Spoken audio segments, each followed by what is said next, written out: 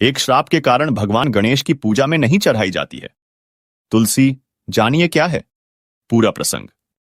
गणेश चतुर्थी शुरू हो चुकी है और इस सुअवसर पर कई लोग बप्पा को अपने घर लेकर आए हैं। बप्पा विघ्नहर्ता कहलाते हैं और इस कारण जब भी कोई शुभ काम होता है तो लोग सबसे पहले उनकी पूजा करते हैं। लेकिन पूजा में आपने ध्यान दिया होगा कि भगवान गणेश को कभी भी तुलसी नहीं चढ़ाई जाती। इसके पीछे तुलसी माता का एक श्राप है। क्या है पूरा प्रसंग, चलिए जानते हैं। बप्पा के जन्मदिन के रूप में गणेश चतुर्थी कई लोग बड़ी टेढ़े धूमधाम से मानते हैं।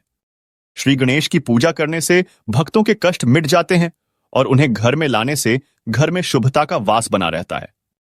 कोई भी मंगल कार्य भी भगवान गणेश के बिना संपन्न नहीं कराई जाती है। भगवान गणेश को मोदक अत्यंत ही प्रिय है, तो ये चढ़ाने के साथ साथ उन्हें पूजा में रोली, अक्षत, दूर्वा, पुष्प, इत्र, सिंदूर आदि अर्पित किया जाता है। लेकिन कभी भी भगवान गणेश को तुलसी नहीं चढ़ाई जाती है। इसके पीछे एक बीडेडी ही दिलचस्प कहानी है जो माता तुलसी से जुड़ी हुई है। तो क्या है पूरा प्रसंग, चलिए जानते हैं। पौराणिक कथा के अनुसार एक बार जब गणेश जी गंगा नदी के किनारे तपस्या कर रहे थे तो वहां से देवी तुलसी गुजरी। उन्होंने देखा कि युवा गणेश जी तपस्या में लीन थे। वो रत्न जटित सिंहासन पर विराजमान थे। उनके समस्त अंगों पर सुगंधित चंदन लगा हुआ था।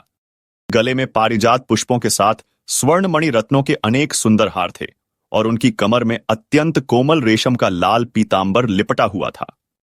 देवी तुलसी गणेश जी के इस सुंदर स्वरूप पर मोहित हो गईं और उनके मन में भगवान गणेश से विवाह करने की इच्छा जागृत हुई।